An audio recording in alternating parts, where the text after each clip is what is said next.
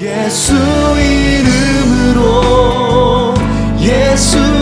하는 교회 그 6번째 시간입니다. 삶의 심포니라는 제목인데요. 교회나 어느 공동체 안에서 늘 문제가 있기 마련입니다. 그렇다고 문제를 무시하고 넘어가게 될 경우에는 나중에 이것을 해결하지 못할 만큼 문제가 눈덩이처럼 커질 때도 있습니다. 그래서 드러난 문제는 반드시 보완하거나 수정을 거쳐서 바로 잡고 지나가야 하는 것이죠.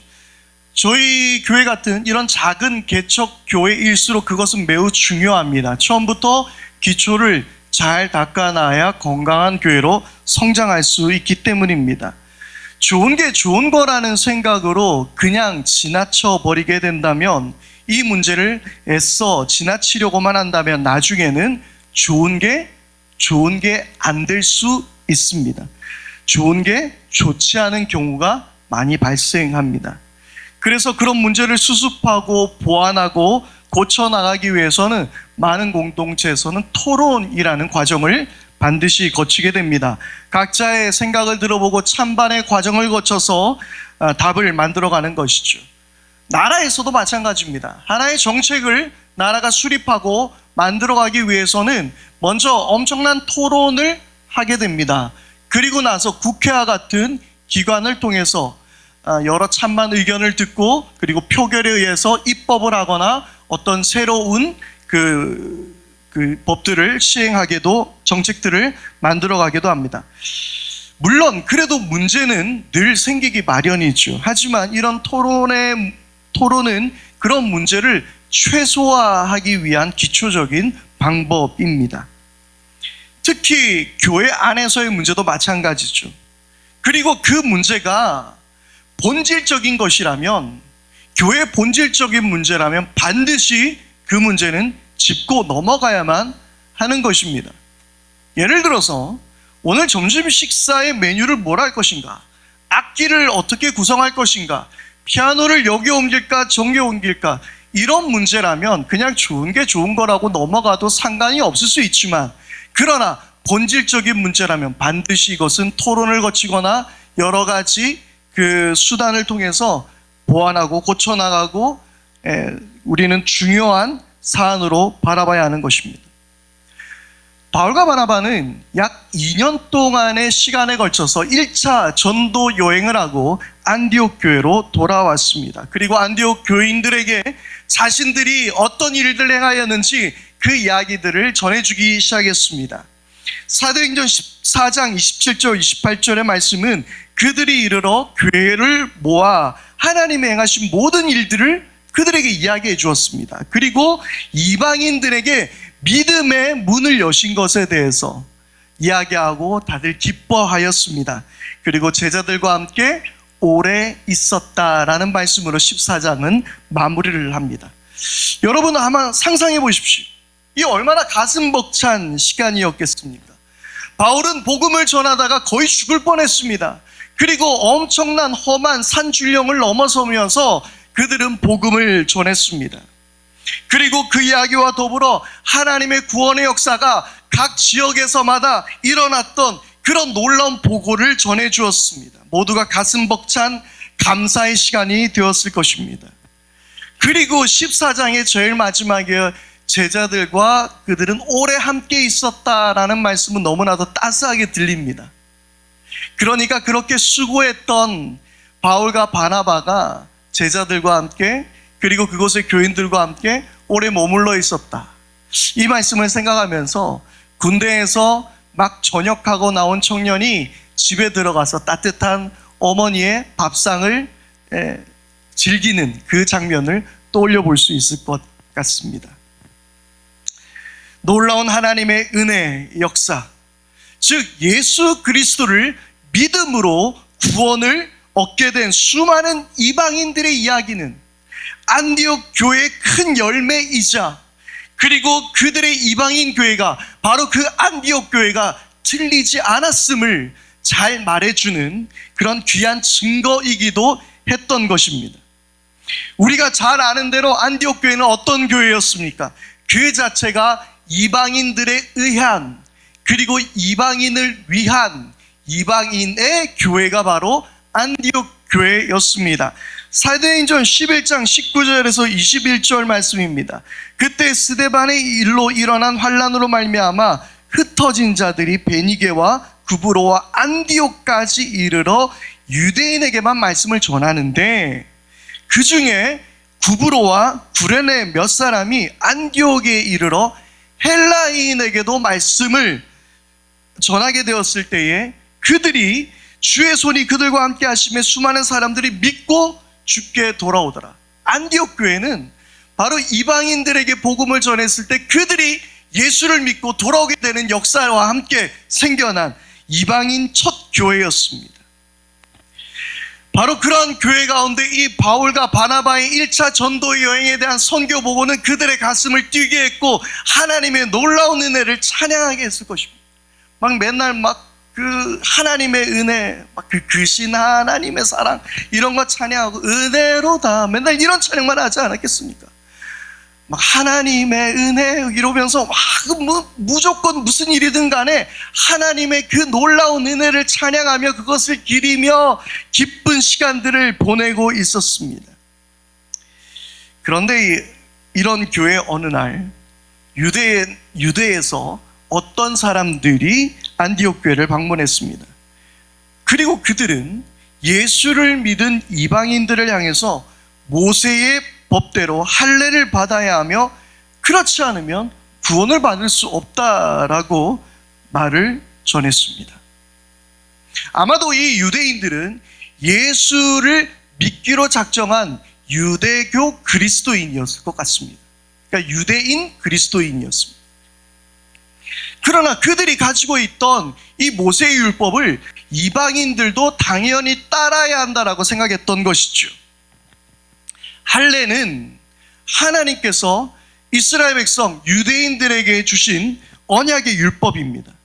남성의 생식기의 표피를 잘라서 그들이 이방인들과 구별되었음을 나타낼 뿐만 아니라 이것이 나중에는 또한 이스라엘 백성들에게는 자기 의가 되기도 합니다. 여러분, 지금처럼 마취란 것이 아예 없던 시절에 이 할례라는 것은 남성들에게 있어서 엄청난 고통을 감내해야만 하는 것이었습니다.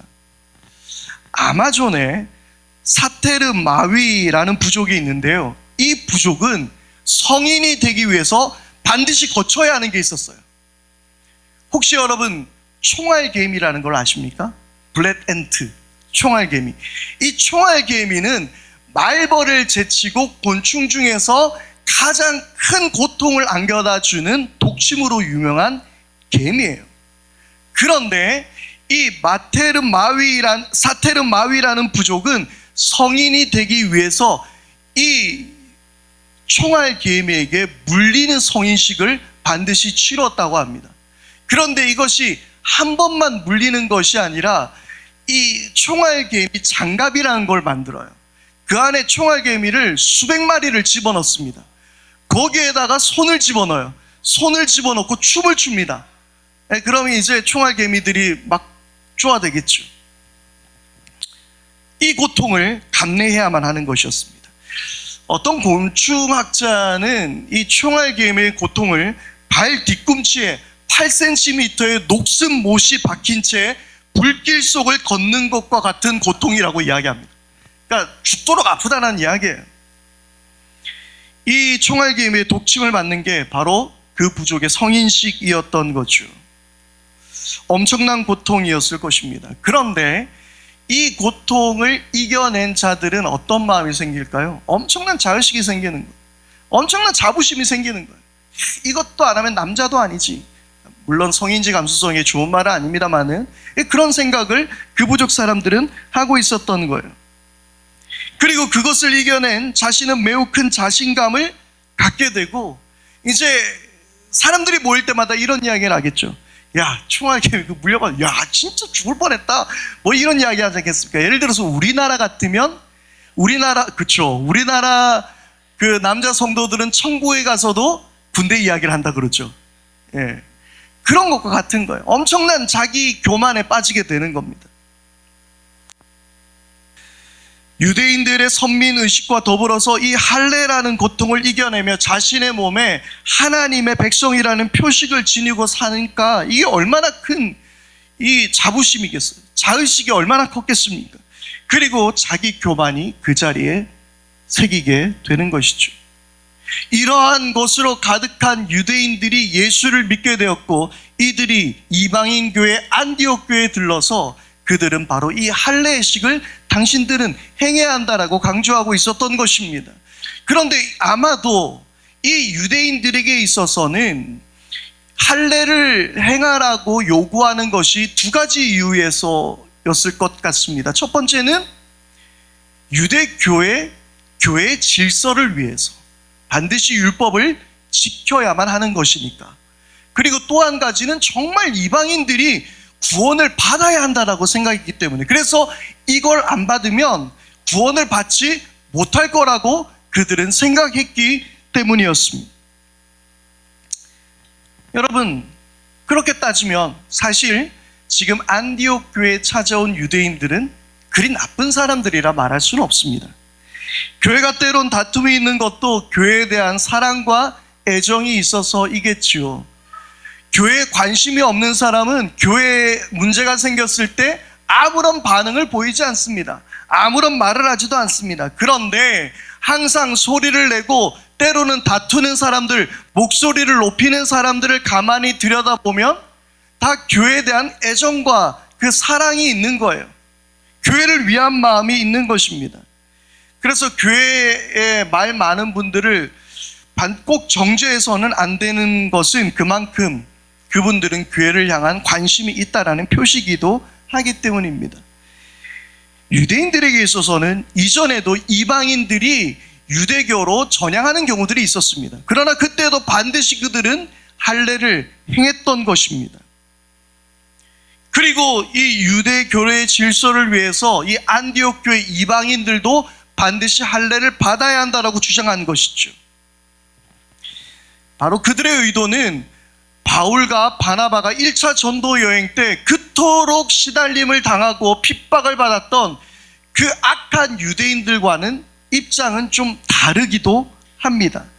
말씀드렸던 것처럼 그들은 교회의 질서와 그리고 이방인들의 구원을 위해서 목소리를 낸 것입니다.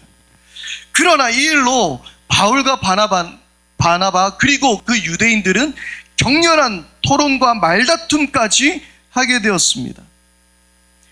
더욱이 바울과 바나바는 어떤 사람입니까? 1차 전도 여행을 갔다 온 사람입니다. 현장의 경험을 해본 사람들이죠. 책상에서 연필 굴리는 군인과 전장에서 총을 메고 총탄 사이를 오간 군인 중에 전쟁에 대한 이해를 누가 더 잘할까요? 당연히 총을 들고 뛰쳐나가 전장에서 목숨 걸고 싸운 사람이 전쟁에 대한 이해를 잘합니다. 절대 배틀그라운드 따위로 레벨을 올린 사람과는 차원이 달라요.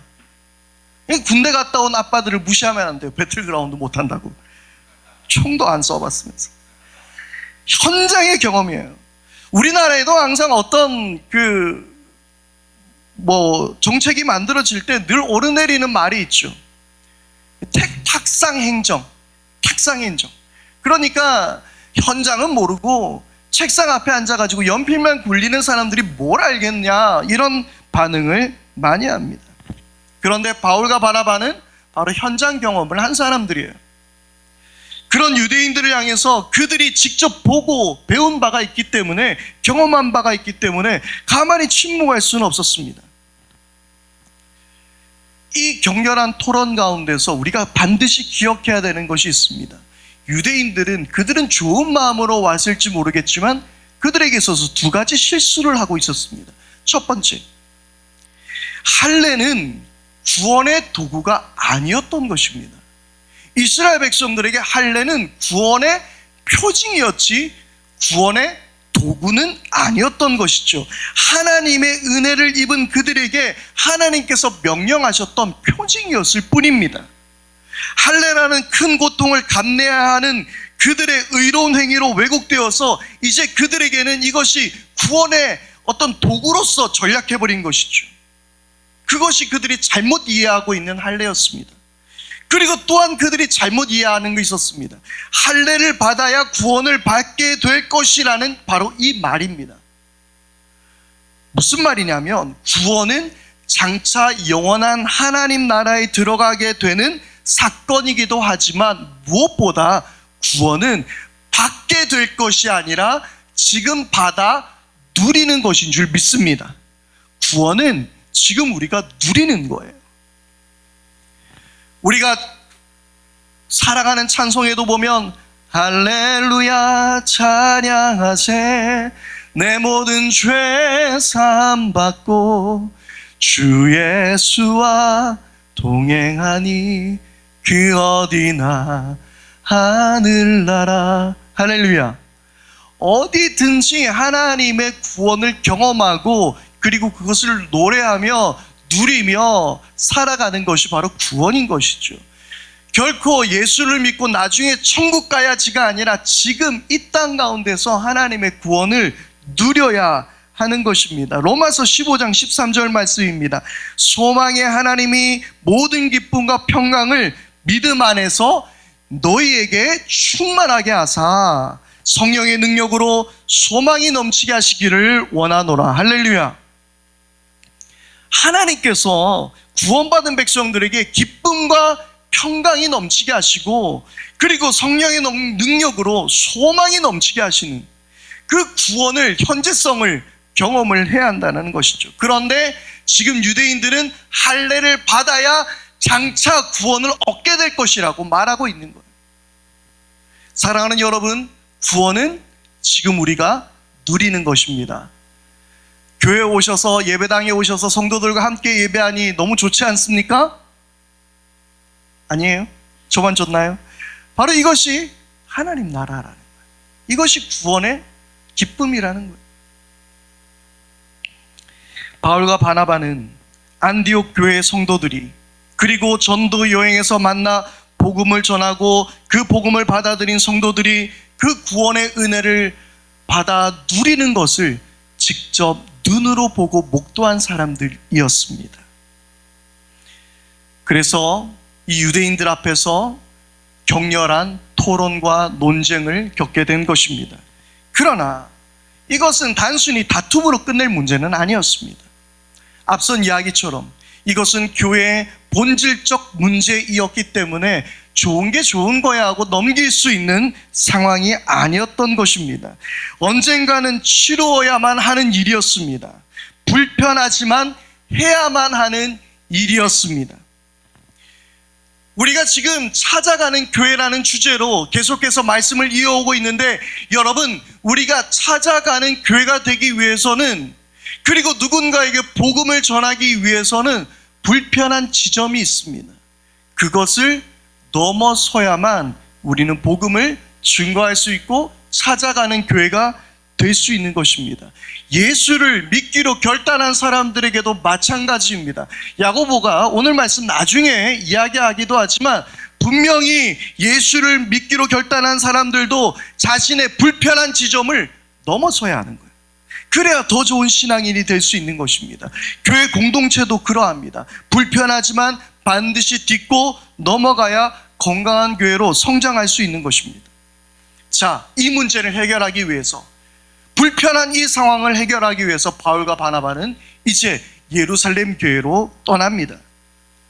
교회의 본질적 문제, 이방인 선교에 관한 문제를 가지고 간 그들은 드디어 이 문제로 역사적 예루살렘 첫 공의회가 열리게 된 것입니다. 지금 생각하면 교회라는 공동체 위에 이 노회라는 개념이 있습니다. 그리고 노회 위에 총회라는 연합체가 있습니다.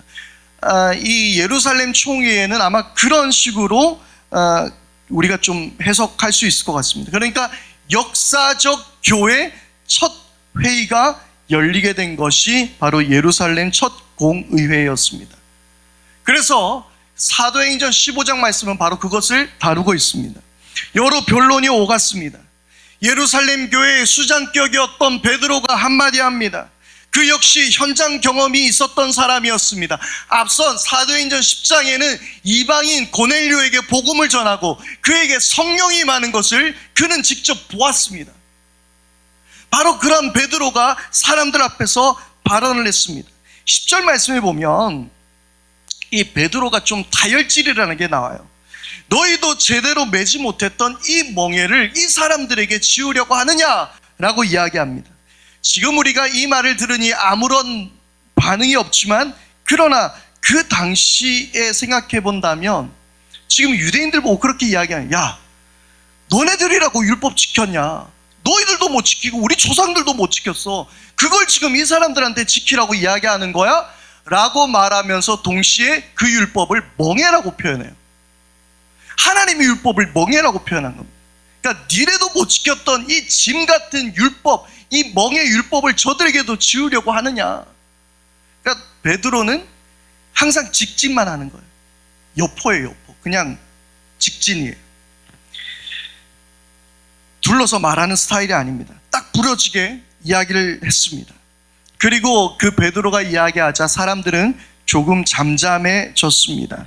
그리고 바울과 바나바로부터 그곳에 일어난 신비로운 이적들에 대해서 이야기를 들으면서 서서히 관심을 가지게 됩니다. 12절 말씀이에요. 12절 말씀. 그러자 온 회중은 조용해졌다. 그리고 그들은 바나바와 바울이 하나님께서 자기들을 통하여 이방 사람들 가운데 행하신 온갖 표징과 놀라운 일을 보고하는 것을 들었다라고 기록되고 있습니다. 자, 이러한 가운데 사람들의 이목이 집중되어지고 어느 정도 문제가 해결될 즈음에 야고보가 등장합니다. 14절입니다. 하나님께서 이방 사람들을 돌아보셔서 그들 가운데 자기 이름을 위하여 처음으로 한 백성을 택하신 경위를 시므온이 이야기를 했습니다 하고 이제 야고보가 말하는 거예요. 그런데 이 말씀을 보게 되니까 이방 사람들을 돌아보셔서 라는 표현이 있습니다. 야고보는 여기에서 말한 이 돌아보셔서라는 말은 헬라어 에페스켑사토라는 단어입니다. 이 에페스켑사토라는 단어를 주석에서 보니까요, 슬픔이나 어려움에 처한 사람을 위로하기 위해 병문안하고 방문하는 것을 의미한다고 합니다. 특별히 이는 자기 백성을 향한 하나님의 방문과 그로 인한 구원을 나타내는 전문 용어라고 하는 거예요. 이 돌보셨다라는 단어, 에페스켑사토라는 단어가 그렇습니다. 그러므로 야고보가 에페스켑사토라는 이 단어를 굳이 사용한 이유는 바로 이방인들도 하나님의 자녀로 인정해 주신다라는 것을 간접적으로 이야기하고 있는 거예요. 하나님이 필요한 그들을 보시고 이제 그들에게 구원을 베푸시기로 하나님이 작정하셨다라는 것을 야고보가 이야기하고 있는 거예요. 우리 주위에 수많은 하나님의 에페스켑사토가 있습니다. 하나님의 수많은 돌보심에 들어있는 사람들이 있습니다. 우리들의 가족일 수도 있습니다. 학교 친구가 될 수도 있습니다. 직장 동료가 될 수도 있습니다. 이웃이 될 수도 있습니다. 하나님께서 돌보시는 그들을 여러분들께서 외면하지 않게 되기를 바랍니다.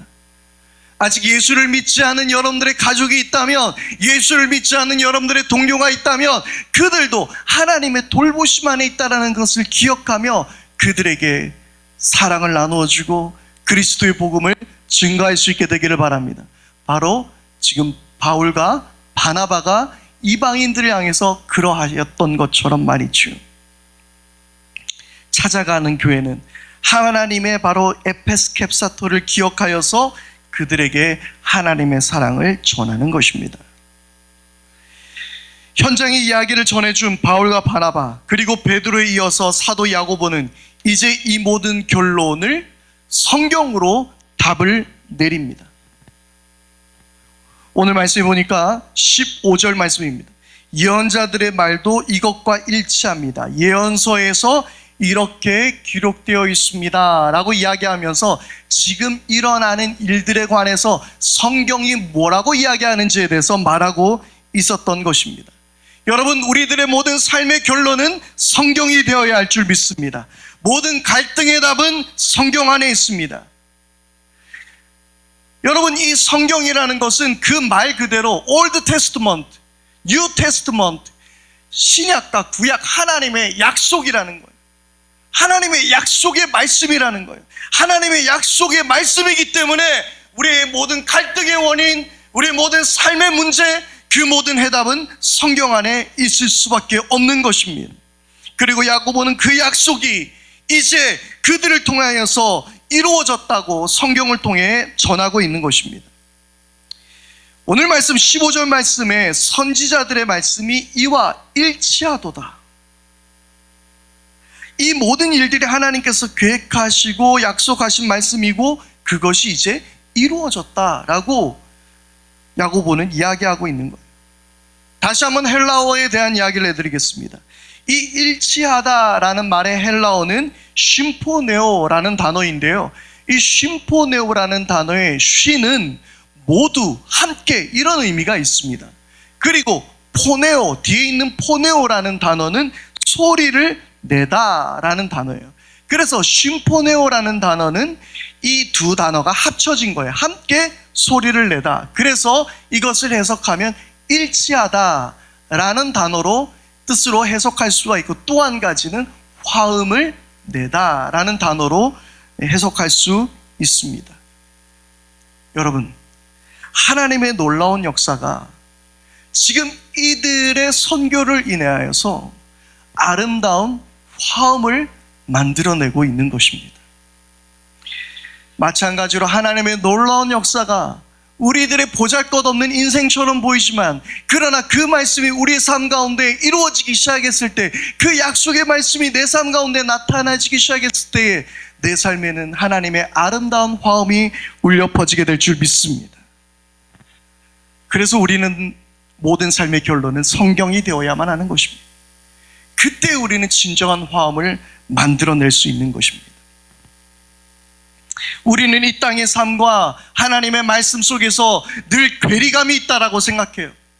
교회 오면 그냥 딴 이야기 하는 것처럼 들려요. 내 삶과는 아무런 상관이 없는 것 같아요. 여전히 문제는 해결되지 않고 내 삶의 고민은 쌓여져만 가고, 모든 일은 맘먹은 대로 되지 않고, 모든 일들이 엉망진창으로 치닫고 있는 이 상황에서 성경은 나에게 전혀 다른 이야기를 하고 있어요. 가난한 자가 복이 있다. 애통하는 자가 복이 있다. 온유한 자가 복이 있다. 항상 기뻐하라. 범사에 감사하라. 이러한 내 삶과 동떨어진 듯한 이야기를 성경은 하고 있는 것입니다. 이재철 목사님의 성숙자반이라는 책에서 이재철 목사님은 이렇게 말합니다. 하나님의 말씀은 약속업이라고 말하고 있습니다. 이재철 목사님의 그 말을 대신 이어가겠습니다. 하나님께서 아브라함에게 큰 민족을 이루고 창대케 되며 후손에게 가나안 땅을 주시겠다고 약속한 것은 그의 아들이 태어나기도 전이었습니다. 그 약속이 이루어진 것은 25년이 걸린 약속어음이었습니다. 또 큰 민족을 이루는 것은 수백 년이 걸린 약속어음이었고, 가나안 땅에 입성한 것은 40년을 필요로 하는 약속어음이었습니다. 그것은 신뢰를 기반으로 합니다. 여러분, 현찰은요 단순 거래예요. 그러나 약속어음은 신뢰를 바탕으로 하는 것입니다. 바로 하나님의 말씀은 그러한 약속어음인 거예요. 믿는 자에게 나타나는 하나님의 놀라운 능력을 우리가 신뢰하며 살아가게 될 때에 그 약속어음은 마침내 우리 가운데서 능력으로 나타나는 겁니다. 지금 야고보 선지자를 통해서 하나님의 말씀과 일치하도다라고 선포되어지는 이 말씀은 이미 수백 년 전에 선지자로 하신 말씀이에요. 그 말씀을 믿고 기다렸더니 약속어음이 되어서 이제 그 말씀이 현실로 능력으로 나타나게 되더라는 것입니다. 여러분, 지금 우리의 구원은요 사도행전의 이런 여러 사건들이 흘러서 우리에게까지 복음이 전해져 왔기 때문에 우리는 지금 이 구원의 놀라운 사건을 누릴 수 있게 된 것입니다. 오늘 우리는 이 자리에 아무런 그냥 친구를 따라 아니면 소개를 받아 여러 가지 모습 가운데 이 자리에 있는지 모르겠지만, 그러나 하나님의 큰 그림 속에서는 사도행전의 이 모든 사건들을 통하여 우리에게까지 이어져온 하나님의 말씀의 약속의 성취인 것입니다. 16절 17절 말씀에 이 뒤에 내가 다시 돌아와서 무너진 다윗의 집을 다시 짓겠으니 허물어진 곳을 다시 고치고 그 집을 바로 세우겠다. 그래서 남은 사람이 나 주를 찾고 내 백성이라는 이름을 받는 모든 이방 사람이 나 주를 찾게 하겠다. 할렐루야. 그 말씀이 우리 가운데 이루어졌기에 오늘 우리가 이 자리에서 예배하며 그 구원을 노래할 수 있는 것입니다. 찾아가는 교회는 이 하나님의 큰 그림 속에 있는 작은 점들입니다. 지금 우리는 하나의 점을 찍고 있는지 모르겠지만, 그러나 하나님 말씀과 이 땅에 우리들의 삶이 일치되었을 때에 그것은 아름다운 점들이 모여 멋진 그림을 이루어내게 될 것입니다. 마치 심포네오라는 말처럼 말이죠. 심포네오라는 이 말에서 바로 심포니라는 말이 나왔습니다. 교향악. 여러분, 우리는요 심포니의 화려한 연주를 듣고 있지만, 그러나 사실 그 속에서는 수많은 악기의 미세한 소리들이 서로 연합되어 있습니다. 1바이올린, 2바이올린, 그리고 첼로, 그리고 관악기들, 여러 가지 악기들이 뭉쳐진 소리를 우리는 하나의 소리로 인식하며 듣고 있는 것이 심포니입니다. 철학자 라이프니츠는 인간의 지각은 종합된 지각만을 느끼고 있지만, 실제로 우리가 듣고 있는 것은 우리가 의식하거나 반성할 수 없는 미세한 소리들이라고 라이프니츠는 말하고 있습니다. 무슨 말이냐면, 우리는 바다에 가면 파도 소리를 듣습니다. 그런데 사실 이 파도 소리는 무엇입니까? 우리는 파도 소리를 한꺼번에 듣지만 그 안에는 수많은 물방울들이 부딪히는 소리, 그리고 조약돌이 부딪히는 소리, 바위 덩어리에 부딪히는 소리, 그 여러 가지 조개 껍데기가 부딪히는 소리들로 다양한 소리들이 모아져서 우리에게는 파도 소리로 인식되고 있는 거예요.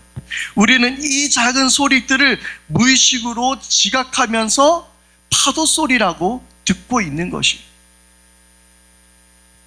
우리는 삶이라는 커다란 그림이지만 사실은 아주 일상의 하나님의 약속의 말씀들이 우리의 삶과 어우러져 나오는 조그만한 화음 속에서 우리는 이 땅에 하나님의 나라라는 웅장한 심포니가 울려 퍼지게 되는 것입니다. 여러분, 우리들의 삶을 돌아보십시다. 알 수 없었던 사건 하나, 이해할 수 없었던 아픔, 고통들, 어떤 만남의 순간, 때로는 상처들, 그러나 그 모든 것들이 나중에 하나로 어우러져 하나님의 말씀과 우리의 삶이 맞닿을 때에, 하나님의 약속의 말씀이 우리의 삶에 이루어지게 될 때에 그것이 아름다운 화음으로 울려 퍼지게 된다는 것을 우리는 기억해야 합니다.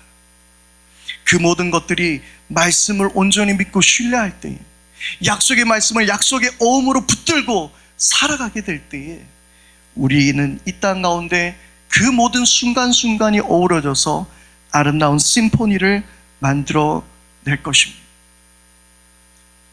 우리가 여기까지 온 사도행전의 이야기들을 다시 한번 되뇌어 봅시다. 스데반의 박해가 있었어요. 스데반이 순교했어요. 이 일로 말미암아 그리스도인들이 사방으로 흩어졌어요. 사방으로 흩어져서 그곳에 안디옥에 머물러서 이방인들에게 복음을 전했어요. 그리고 이방인이 예수를 믿는 역사가 일어나게 되었고 안디옥 교회가 세워졌습니다. 안디옥 교회가 세워졌고, 그리고 바울과 바나바는 1차 전도여행을 떠납니다. 그리고 유대인들과의 지금 격렬한 토론 가운데 있게 된 거예요. 그리고 결국 이 문제는 하나님의 말씀과 일치됨을 그들이 인정함으로 말미암아 그 복음은 결국 오늘 우리에게까지 흘러오게 된 것입니다. 놀랍지 않습니까? 저만 놀랍나요? 여러분, 이 모든 사건들이 하나님의 놀라운 말씀과 일치가 될 때에 하나님 나라의 아름다운 심포니가 되어서 이 놀라운 교향악은 우리의 삶 가운데 울려 퍼지게 되는 것입니다.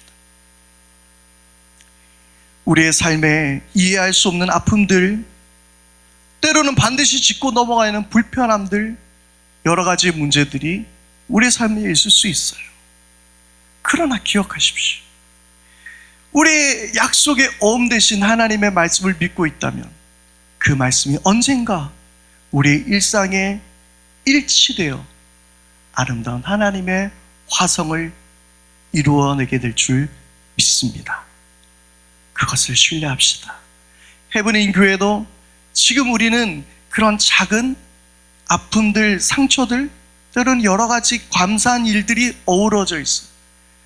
그런 하나님의 약속의 말씀이 우리 가운데 일치되었을 때에, 그리고 그 약속의 말씀이 우리 교회에 나타나기 시작했을 때에 우리 교회는 아름다운 훌륭한 심포니로 울려 퍼지게 될 줄 믿습니다. 여러분들의 삶에도 그런 아름다운 심포니가 울려 퍼지게 될 줄 믿습니다. 이 시간 우리 한번 찬양하면서요, 오늘의 말씀을 기억하며 결단하며 나가십시오.